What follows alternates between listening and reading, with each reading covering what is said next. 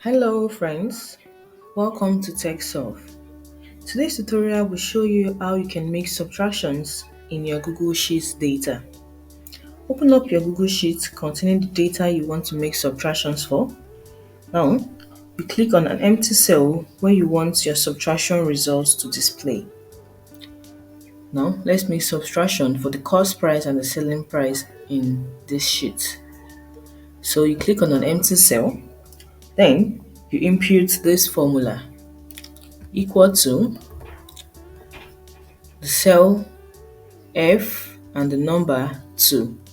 F2 minus, that's the subtraction sign, G2.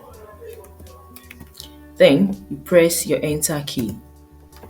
The result has been displayed in the cell. To autofill all the results, you press Ctrl plus enter.